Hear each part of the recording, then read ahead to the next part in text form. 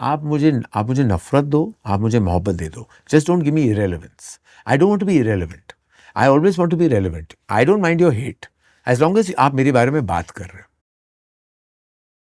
The year is 1994. A 22-year-old son of a famous film producer finds himself on his best friend's set for his debut feature film. This is not for his particular expertise in any department, but to simply assist his best friend as he takes up the task of directing under the tutelage of his father Yash Chopra, a legend in the business who has been making movies for decades. Karan Johar, the son of Dharma Productions producer Yash Johar, did not really ever envision to become a director in the future years to come. He had seen the financial losses and pressure that his father had gone through with various film ventures. Dharma Productions in the early to mid-90s was actually suffering due to huge losses prior to Karan even envisioning directing any movie. Dharma in the 90s had only produced 3 movies. The iconic Agnipath tanked horribly, the Sanjay Dutt starrer Gumrah did decently well, and what many people don't know is that the SRK starrer Duplicate that even released in the same year as Kuch Kuch Hota Hai had actually gone through several production delays, directorial conflict with Mahesh Bhatt, and tanked eventually at the box office, causing massive losses for Dharma. Karan Johar states that one of the main reasons he even thought of pursuing an occupation in direction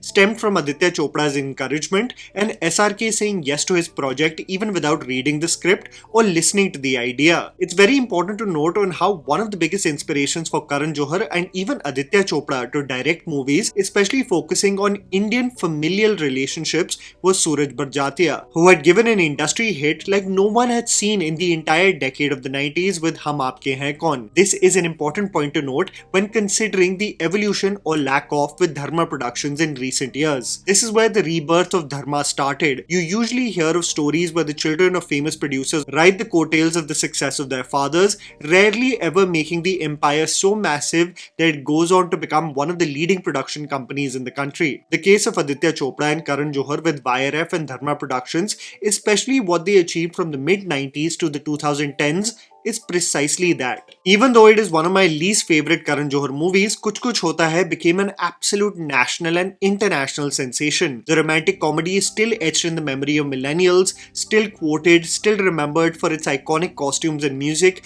and even though it may have in its social commentary aged like milk, something that Karan Johar himself acknowledges, almost annoyingly repeating himself so much that it nullifies even the good memories we have of the film, but it resulted in Johar unknowingly entering into the big leagues in Hindi cinema. The gender politics are all wrong there, so I would actually never want to do that again. If you ever were to believe that it's only today that the commentary around Kuch Kuch Hota Hai has become mainstream, you should definitely watch Hip Hip Hooray that crazily aired in the same year as this movie, and they had to say this about the movie. ये director कुछ 24-25 साल का है ना, वो तो कुछ different trend ला सकता था, माइंड से थोड़ा अलग कर सकता था, पर नहीं, बस वही घिसा पिटा स्टीरियोटाइपिकल स्टाइल यूज करना है. I know what? I think उसने ये सब कमर्शियल वैल्यू के लिए किया है. When Indian television was genuinely smart, represented the youth and had something compelling to say, versus today. When someone delivers a smash hit like Johar did in 1998, especially in an environment where the only medium of entertainment were the movies, any actor would be lining up to do his film, with the aspiration of course that they will also have a taste of a similar kind of success. This is when the movies in Hindi cinema were transitioning from the aspirational cinema of visuals of Indian characters being placed in foreign locations to the urban hero taking the lead with movies catered to the multiplex going audience. The last leg of these larger than life Indian families where huge portions of the film were set in foreign locations were 2 of my favorite movies from Dharma Productions, namely Kabhi Khushi Kabhi Gum and Kal Ho Na Ho. Imagine how elated you would feel having given such a big hit that for your next film you can rope in anyone you want.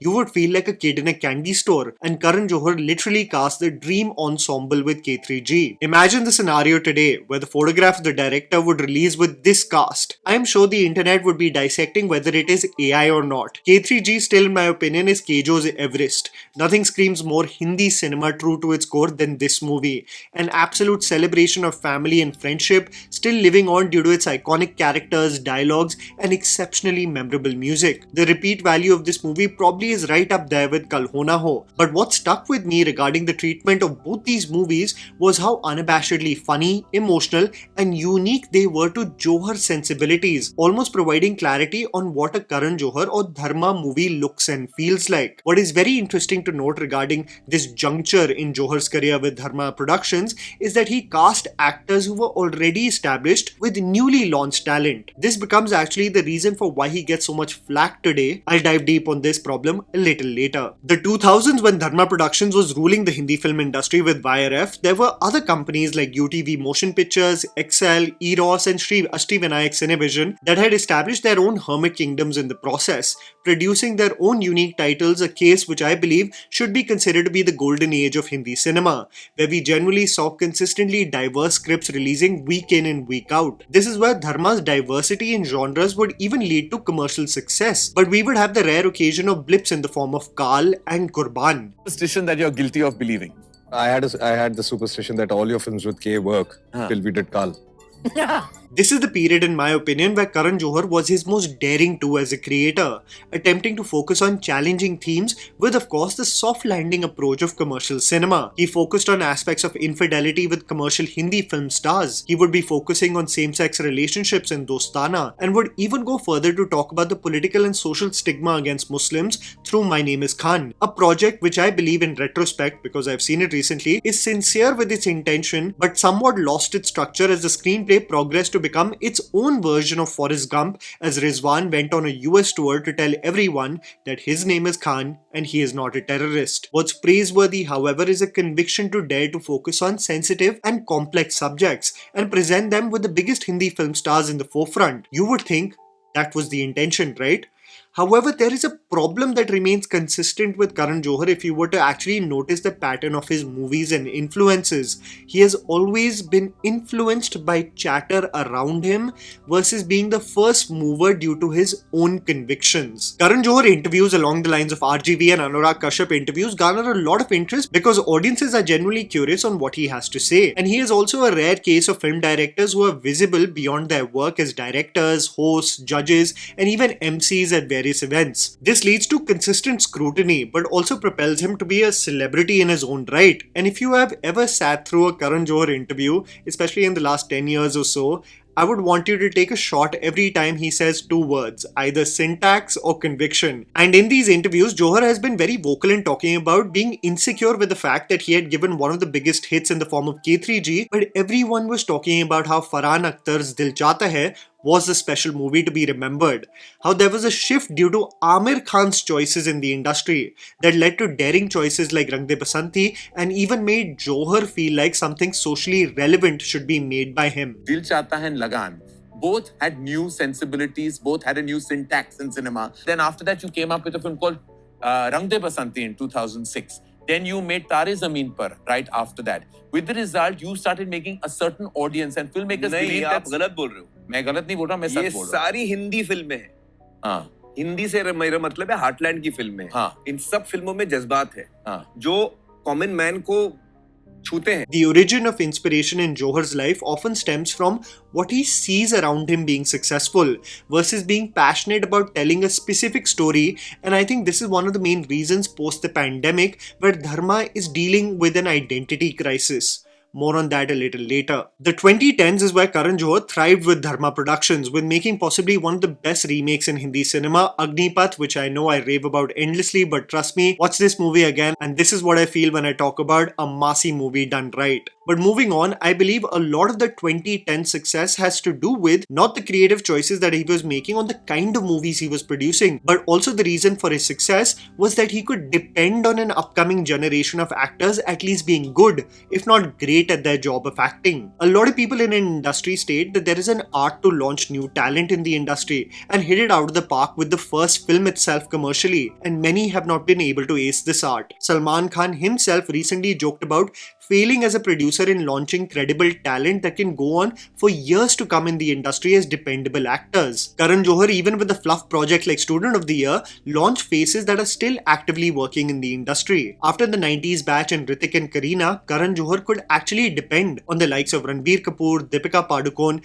Anushka Sharma, Varun Dhawan, Alia Bhatt and more too, to to deliver as talent. Movies like Ye Jawani Hai Diwani, Two States, The Lunchbox and the Dulhania franchise went on to make Dharma Productions a lot of money. The blips would always exist in the journey, but they would never override the successes. Projects like Gori Tere Pyar Mein, Ungli, Shandar and Bar Bar Dekho would lead to financial losses, but a Dharma production movie would still be something that audiences look forward to in the calendar year. The 2010s was where female leads were hitting it out of the park with projects, a rare case of compelling subjects that would financially soar at the box office. The likes of Vidya Balan and Kangana Ranaut were doing so with great skill. Actors like Deepika Padukone with Piku and Sridevi with English Winglish really instilled faith among producers that this could be a new tide, and Dharma's own projects with Alia Bhatt in the lead, with movies like Dear Zindagi and Razi, would go on to become financially successful projects. Even a movie that genuinely gave me nightmares on how possibly this could be even thought of as an idea, like Ae Dil Hai Mushkil, went on to become a hit. It's as if the man could do no wrong. The year of 2018, I believe, however, is where the tide started to shift with Johar as a producer, where the case of why change something if it is not broken really came to bite him.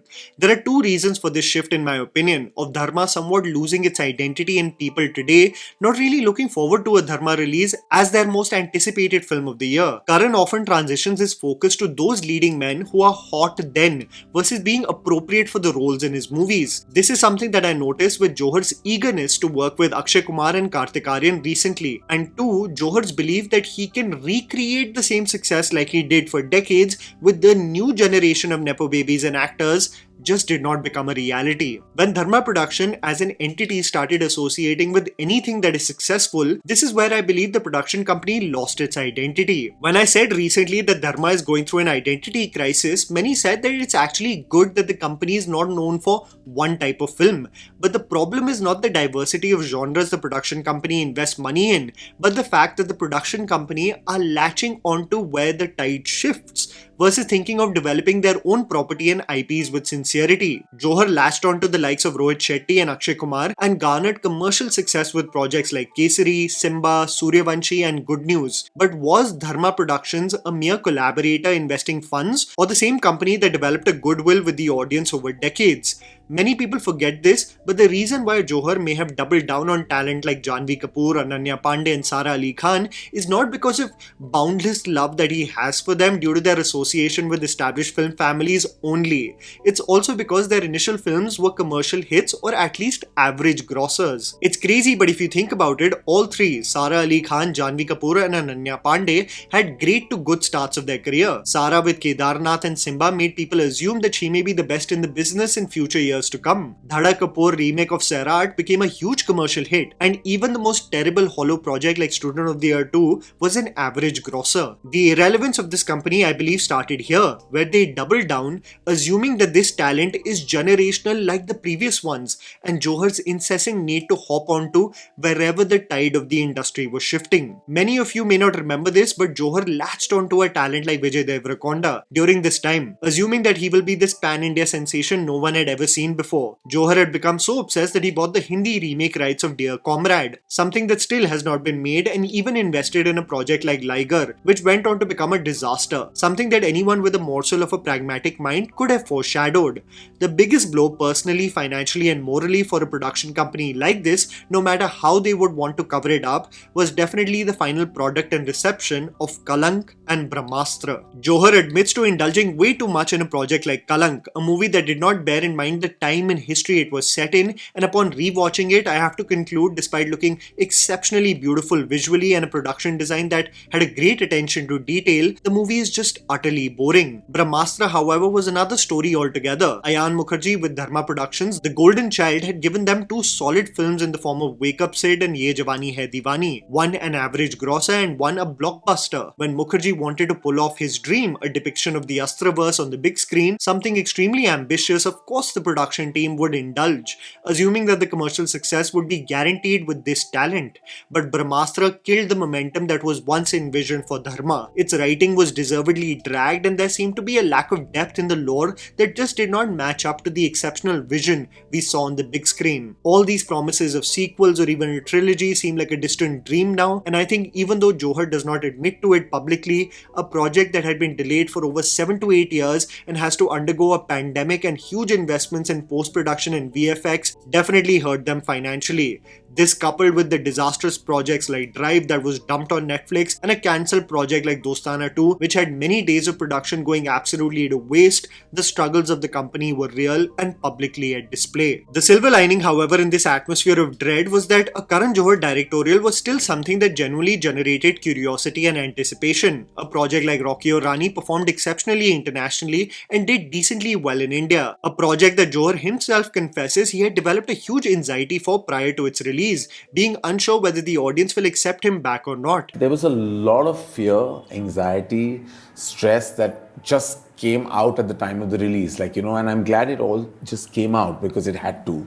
And I'd been feeling this burst of anxiety for the last year, and I have been addressing it, but it was at its height at the time of the release week. I think my biggest gripe in this oscillating journey of Karan Johar as a director is that he doesn't direct enough. Now 3 years have passed since Rocky Aur Rani released and we still don't have a Johar directorial in the pipeline, and I think it's a disservice to what was actually the golden days of Dharma Productions in the 2000s, where projects were getting greenlit by Johar but a consistent feature would be him working on something special with known stars. This seems to be just a rarity in this day and age, where Johar's pursuits in front of camera seem to take precedent over directorial roles. On this topic, I just want to tell you something about the industry too in the process of financial revenue streams that you just don't get to see. The digital partnerships of Dharma is usually a bunch of slop that is easily ignorable. Content that can be described as ambient content suited not for dissection, but something you watch while you do errands in the living room. The abominations include the likes of Sarzameen and Nadania, but these projects don't even end up doing well for the platforms also. I'm talking about another phenomena entirely, and that is the likes of projects like Fabulous Lives of Bollywood Wives and Call Me Bae. An objective creative mind would wonder why is Karan Johar investing his time in such projects, and then you will hear this term in the film industry: it did wonders for them. This is the term that you, the audience, never get transparency about because streaming platforms never release numbers that projects do. They only release what you want to see. Let me ask you, which is one of the best performing movies globally from India on Netflix? It's Chor Nikal Ke Bhaga. There is a reason why there is a sequel being planned. Similarly, the reason why shows do get renewed for multiple seasons is because they do well for the platform, bringing the production company more revenue and better deals. So while you and I troll series like Four More Shots Please, Call Me Bae and Fabulous Lives, deservedly so, they actually do very well for the platform. People tune in, becoming a huge revenue stream, getting renewed for new seasons, and let's be honest, anyone would just be foolish to not double down. This is where I believe Dharma has lost its influential stronghold in theatres, which it had once prior to 2020. Even when Dharma is investing in creative and unique subjects in the last few years, it has led to poor results at the box office, almost as if the audience itself is confused on what Dharma as a production company is offering to the audience.